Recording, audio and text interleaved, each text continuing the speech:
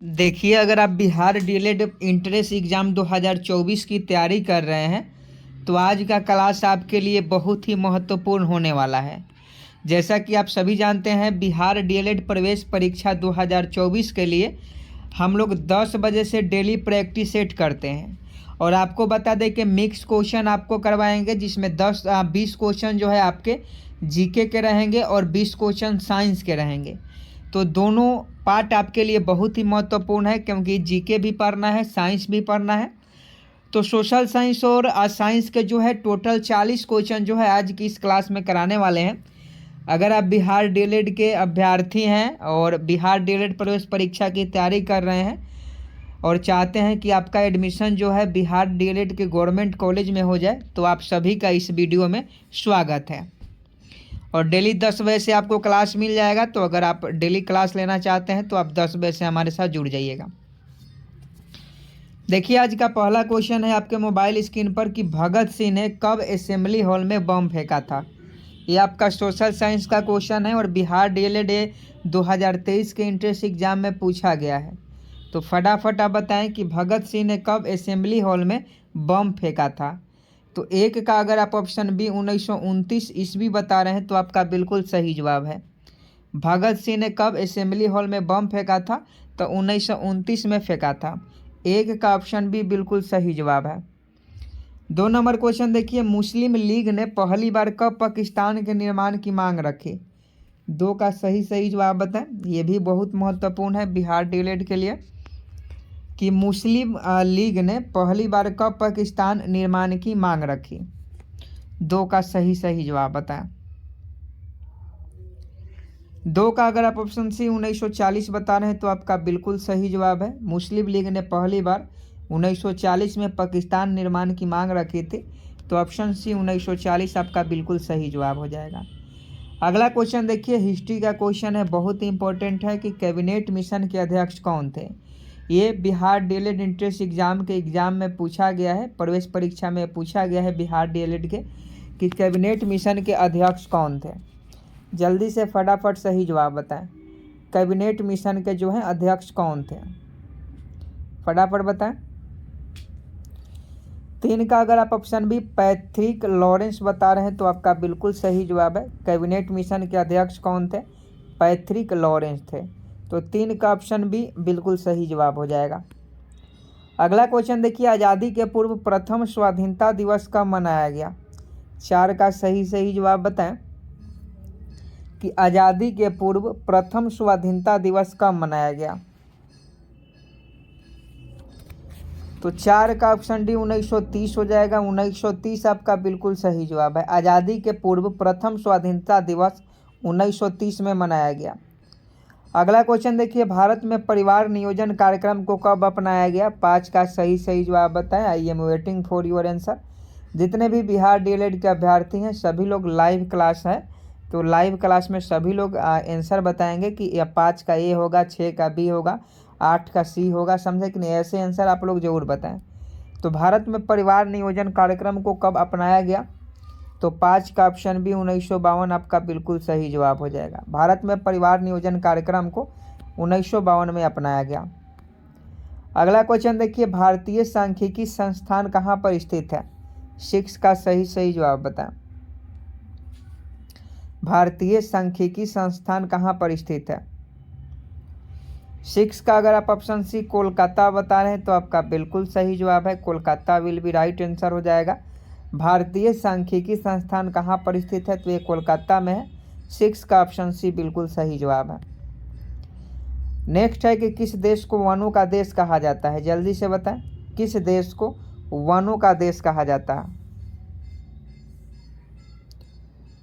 किस देश को वनों का देश कहा जाता है। कांगो आपका बिल्कुल सही जवाब हो जाएगा। कांगो देश को वनों का देश कहा जाता है। अगला क्वेश्चन देखिए, ज्वालामुखी के मुख को क्या कहा जाता है। 8 का सही जवाब बताएं। ज्वालामुखी के मुख को क्या कहा जाता है, तो क्रेटर कहा जाता है। क्रेटर आपका बिल्कुल सही जवाब हो जाएगा। ज्वालामुखी के मुख को क्रेटर के नाम से जाना जाता है। नेक्स्ट प्रश्न देखिए, निम्नलिखित में भारत की कौन सी नदी डेल्टा नहीं बनाती है। 9 का सही जवाब बताएं। निम्नलिखित में कौन सी नदी भारत की डेल्टा नहीं बनाती है? जल्दी से बताएं। तो ये आपका ताप्ती नदी हो जाएगा। गंगा भी डेल्टा बनाती है, कृष्णा नदी भी, गोदावरी नदी भी, लेकिन ताप्ती जो नदी है ये डेल्टा का निर्माण नहीं करती है। तो 9 का ऑप्शन डी बिल्कुल सही जवाब है। अगला क्वेश्चन देखिए कि जो नदी डेल्टा नहीं बनाती उसके मुहाने को क्या कहा जाता है? जियोग्राफी का क्वेश्चन है, भूगोल का क्वेश्चन है कि जो नदी डेल्टा नहीं बनाती है उसके मुहाने को क्या कहा जाता है? तो उसके मुहाने को एस्चुअरी कहा जाता है। अगला क्वेश्चन देखिए, चट्टानों में गर्म तथा तरल पदार्थ क्या कहलाता है? चट्टानों में गर्म तथा तरल पदार्थ क्या कहलाता है? तो ये मैग्मा कहलाता है। Magma will be right answer. अगला क्वेश्चन देखिए, उत्तरी अमेरिका के घास के मैदान कहलाते हैं। उत्तरी अमेरिका के घास के मैदान को क्या कहा जाता है? तो उत्तरी अमेरिका के घास के मैदान को प्रेयरी कहा जाता है। क्वेश्चन पूछता है प्रेयरी किस देश के घास के मैदान का है? तो उत्तरी अमेरिका की। तो प्रेयरी आपका बिल्कुल सही जवाब हो जाएगा 12 का सी। दोस्तों आज हम बात करने वाले हैं बिहार डीएलएड एंट्रेंस एग्जाम 2024 के बेस्ट बुक के बारे में, जो कि चक्षु पब्लिकेशन का है। आप सभी जानते हैं कि बिहार डीएलएड का ऑनलाइन फॉर्म फिलअप होने लगा है और एग्ज़ाम जो है आपका मार्च में होगा। तो यह एक प्रकार का स्टडी गाइड है जो आपके एग्ज़ाम के लिए बहुत ही महत्वपूर्ण है। अगर आप चाहते हैं कि इस बार बिहार डीएलएड एंट्रेंस एग्जाम में अच्छा प्रदर्शन करें तो आप इस बुक को ज़रूर ले लीजिएगा। इसमें बिल्कुल आपका सिलेबस वाइज जो है क्वेश्चन दिया गया है और पिछले साल भी जो बिहार डीएलएड का एंट्रेंस एग्जाम हुआ था उसमें इस बुक से बहुत ज़्यादा क्वेश्चन ला रहा था। तो बिहार डीएलएड की तैयारी कर रहे हैं तो आप इस बुक को ज़रूर मंगा लीजिए। स्टडी गाइड के साथ साथ इनका प्रैक्टिस सेट भी आता है, तो आप स्टडी गाइड के साथ इनका प्रैक्टिस सेट भी ज़रूर ले लें, क्योंकि एग्जाम से पहले प्रैक्टिस सेट लगाना बहुत ही ज़रूरी होता है। तो आप इस बुक को ऑनलाइन या ऑफलाइन किसी भी तरीके से मंगा सकते हैं, लिंक वीडियो के डिस्क्रिप्शन में दिया गया है। प्रश्न देख लीजिए, अफ्रीका के उष्ण घास के मैदान को क्या कहते हैं? अफ्रीका के उष्ण घास के मैदान को क्या कहते हैं? तो सवाना कहते हैं। सवाना जो है अफ्रीका के उष्ण घास के मैदान को कहते हैं, तो सवाना ऑप्शन ए बिल्कुल सही जवाब हो जाएगा। अगला क्वेश्चन देखिए 14 नंबर और फटाफट सही जवाब बताएं। अफ्रीका के शीतोष्ण घास का मैदान क्या कहलाता है? अफ्रीका के शीतोष्ण घास के मैदान को क्या कहा जाता है? तो वेल्डस कहा जाता है। नेक्स्ट है साइंस का क्वेश्चन है कि ध्वनि तरंगें किस माध्यम से चल सकती है? साइंस का क्वेश्चन शुरू हो गया। ध्वनि तरंगें किस माध्यम से चलती है? जल्दी से बताएं। देखिए ध्वनि तरंगें जो होती है ठोस तथा गैस दोनों में माध्यम में चल सकती है। ध्वनि तरंग ठोस तथा गैस दोनों माध्यम में चल सकती है, तो ऑप्शन डी हो जाएगा बिल्कुल सही जवाब। आगे देखिए, किससे होकर गुजरने पर प्रकाश की गति न्यूनतम होगी? 16 का सही जवाब बताएं। किससे होकर गुजरने पर प्रकाश की गति न्यूनतम होगी? तो कांच आपका बिल्कुल सही जवाब हो जाएगा। कांच से होकर गुजरने पर प्रकाश की गति जो है न्यूनतम होगी। नेक्स्ट प्रश्न देखिए, आवर्त सारणी का सबसे बड़ा आवर्त कौन है? आवर्त सारणी का सबसे बड़ा आवर्त कौन है? छठा आवर्त है। याद रखिएगा, आवर्त सारणी का सबसे बड़ा जो आवर्त है वो छठा आवर्त है। नेक्स्ट देखिए, आवर्त सारणी का सबसे छोटा आवर्त कौन सा है? तो पहला आवर्त सबसे छोटा है और छठा आवर्त जो है सबसे बड़ा है। आगे देखिए, गर्दन में केसेरुकी की संख्या कितनी होती है? साइंस का क्वेश्चन है, फटाफट बताएं। बिहार डीएलएड के जितने भी अभ्यर्थी हैं, देखिए क्लास आप तक नहीं पहुंच पाता है, आप लोग का कमेंट भी आता है कि सर क्लास कब होता है, हमें नहीं पता है। तो देखिए आप चैनल को सब्सक्राइब कर लीजिएगा, चैनल को सब्सक्राइब कर बेल आइकन को प्रेस कर लीजिएगा। क्लास जब भी होगा आपको मालूम चल जाएगा। और 10 बजे से आपका क्लास होता है सुबह में। गर्दन में केसेरुकी की संख्या कितनी होती है दोस्तों? तो ये आपका 7 होती है। 7 जो है बिल्कुल सही जवाब है। अगला क्वेश्चन देखिए, राष्ट्रीय गीत का सर्वप्रथम कब गाया गया? राष्ट्रीय गीत सर्वप्रथम कब गाया गया? तो 1896 ईस्वी में। राष्ट्रीय गीत सर्वप्रथम 1896 ईस्वी में गाया गया। आगे देखिए, देश में आपातकाल अब तक कितनी बार लागू हुआ है? 21 का सही जवाब बताएं। देश में आपातकाल अब तक कितनी बार लागू हुआ है? तो ये आपका 2 बार है। 2 बार आपातकाल देश में लागू हो चुका है। तो 21 का ऑप्शन बी बता रहे हैं, तो आपका बिल्कुल सही जवाब है। नेक्स्ट देखिए 22 नंबर, अंतर्राज्यीय परिषद की बैठक वर्ष में कितनी बार होती है? अंतर्राज्यीय परिषद की बैठक, अंतर्राज्यीय परिषद की बैठक वर्ष में कितनी बार होती है? तो 3 बार होती है। 4 महीने पर यह बैठक होती है, 3 बार होती है। ऑप्शन सी बिल्कुल सही जवाब हो जाएगा। आगे देखिए अरुण ग्रह की खोज किस वर्ष हुई थी? अरुण ग्रह की खोज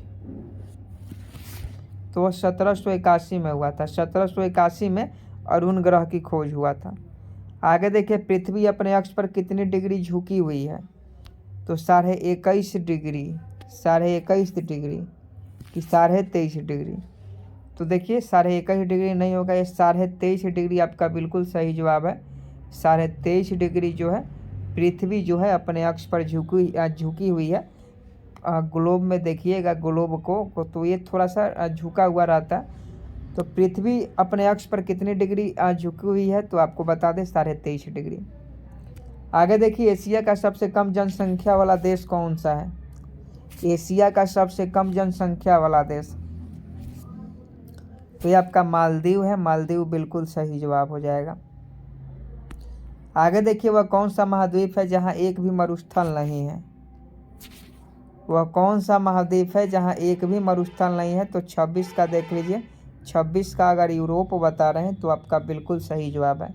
यूरोप महाद्वीप में एक भी मरुस्थल नहीं है।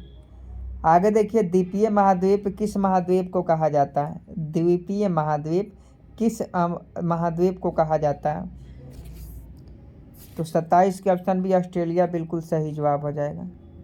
आगे देखिए आइसलैंड के संसद को क्या कहा जाता है? आइसलैंड के संसद को क्या कहा जाता है? तो एलिथंग कहा जाता है। नेक्स्ट है ब्रिटेन का राष्ट्रीय चिन्ह क्या है? ब्रिटेन का राष्ट्रीय चिन्ह गुलाब का फूल है। गुलाब का फूल ब्रिटेन का राष्ट्रीय चिन्ह है। आगे देखिए बरनामा किस देश की समाचार एजेंसी है? ऐसे क्वेश्चन बिहार डीएलएड के एग्जाम में पूछे जाते हैं। तो बरनामा किस देश की समाचार एजेंसी है? तो ये आपका जो है मलेशिया की है, याद रखिएगा। आगे देखिए ओटवा किस नदी के किनारे स्थित है? ओटवा, ओटवा जो है आपका सेंट लॉरेंस नदी के किनारे स्थित है, तो याद रखिएगा ऑप्शन ए बिल्कुल सही जवाब हो जाएगा। नेक्स्ट है कि आंध्र प्रदेश राज्य की स्थापना कब की गई थी? आंध्र प्रदेश राज्य की स्थापना कब की गई थी? तो 1953 में की गई थी। 1953 में आंध्र प्रदेश राज्य की स्थापना की गई थी। आगे देखिए भारत का प्रथम प्रक्षेपास्त्र कौन है? भारत का प्रथम प्रक्षेपास्त्र कौन है?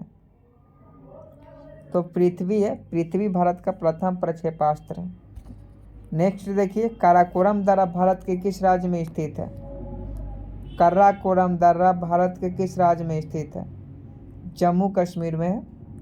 नेक्स्ट देखिए LIC की स्थापना कब की गई? जीवन बीमा निगम, LIC आप सभी ने नाम सुना होगा। तो LIC की स्थापना 1956 में की गई थी। आगे देखिए आर्किमिडीज किस देश के मूल निवासी थे? आर्किमिडीज किस देश की मूल निवासी थे? तो ये आपका ग्रीस देश के आर्किमिडीज जो थे वह निवासी थे। डिगबोई किसके लिए प्रसिद्ध है? तो बिहार में बरौनी भी जो है किसके लिए प्रसिद्ध है? बिहार का बरौनी।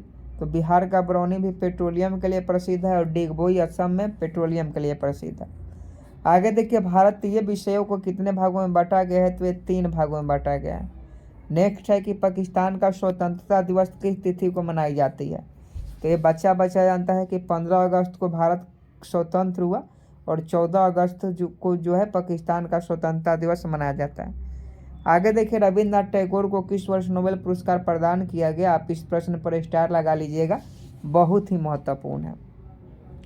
तो 1913 हो जाएगा। 1913 में रविन्द्रनाथ टैगोर ने नोबेल पुरस्कार प्राप्त किया। तो 40 का ऑप्शन सी बिल्कुल सही जवाब हो जाएगा। तो आज के लिए बस इतना ही। और अगर अभी तक आप इस चैनल को सब्सक्राइब नहीं किए हैं तो चैनल को सब्सक्राइब कर बेल आइकन को प्रेस जरूर करें, क्योंकि ऐसे ही क्वेश्चन बिहार डीएलएड में पूछे जाएंगे जो क्वेश्चन हम आपको करवा रहे हैं। तो मिलते हैं नेक्स्ट वीडियो में, तब तक के लिए जय हिंद जय भारत।